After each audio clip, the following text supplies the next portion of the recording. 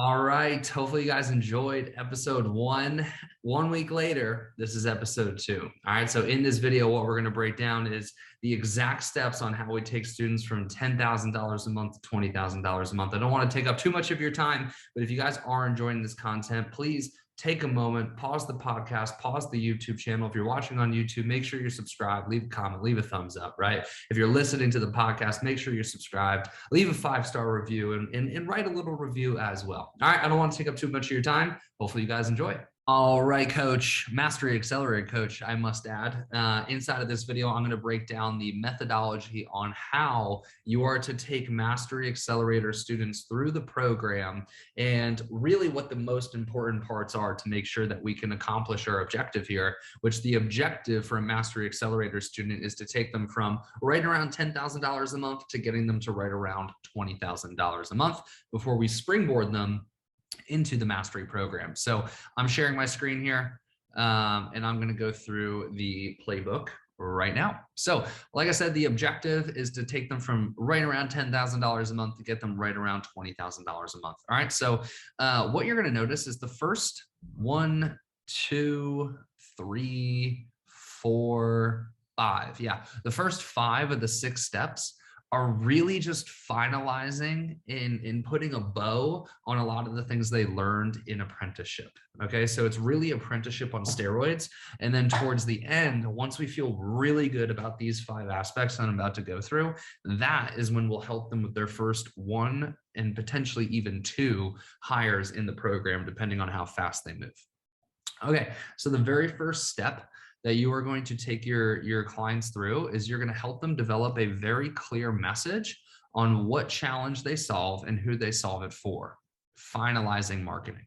Okay, so if you've gone through the video, and I empower you to do so, if you've gone through the video on the methodology for apprenticeship, which is how to take our students from $0 to $10,000 a month, one of the steps, I think it's like 4 or 5, is this exact same one, which is helping them develop a clear message on what challenge they solve and who they solve it for. We're actually going to revisit that question right at the beginning of Mastery Accelerator. Okay, and the reason we want to revisit this is I'm not sure if you've ever been a business owner of a coaching company, but I'm assuming if you're a coach in NLCA, you probably have. You've probably revisited your own ideal client a lot of times, right? So I felt as though this was an appropriate place to revisit our marketing message. Do we have a clear message on what challenge we solve and who we solve it for?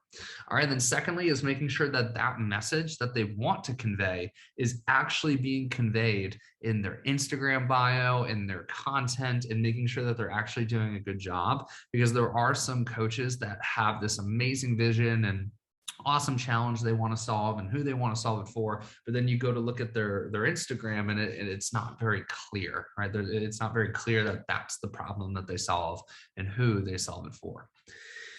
Okay, lead generation is the next one. So that's step 1 is finalizing their marketing, if you will. Lead gen. So at this stage, they should already have 1 consistent form of lead generation. If they do not, you want to make sure that they develop one. At this stage, it's most likely, there's a typo here, but it most likely will be outbound lead generation. All right, so most likely will be DMs, because that's what they were taught first as step 1 inside of the apprenticeship course.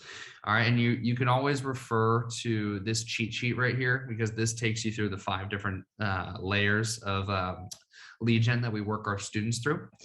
All right, but at this stage, it's probably already outbound and earned media. If it's not, make sure that, we really focus on getting them that taught. So if outbound lead gen is already a consistent form of lead generation, we're going to help them develop a referral program.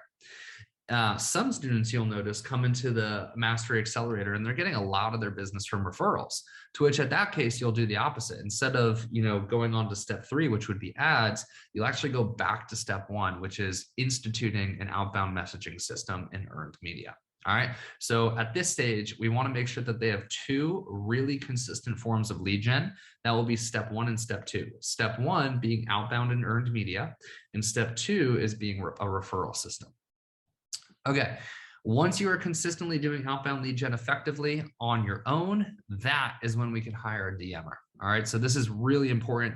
A lot of people hire DMers and they've never really done outbound, meaning they don't really understand it. And if they don't understand it, how are they going to know who to hire and how are they going to know how to manage that person?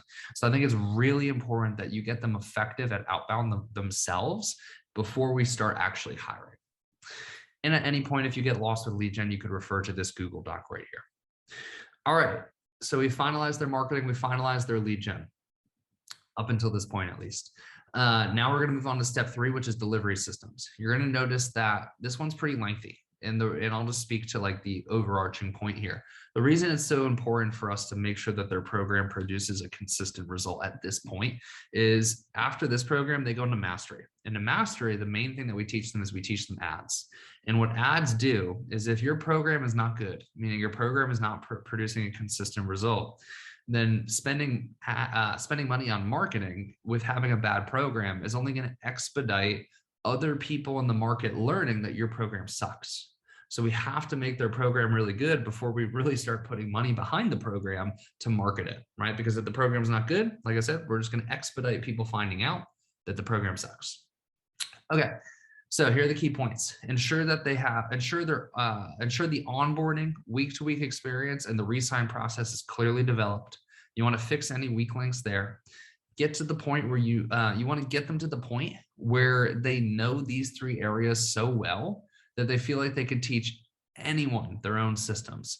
And really the selling point here is if they don't feel like they can take a stranger off the street and teach them their onboarding systems, their week-to-week client experience, and the re-sign process, they're probably not ready to hire an assistant coach. So we have to get them to the place where they know their system so well, onboarding, week-to-week experience, and client re-sign process, that they can teach a stranger.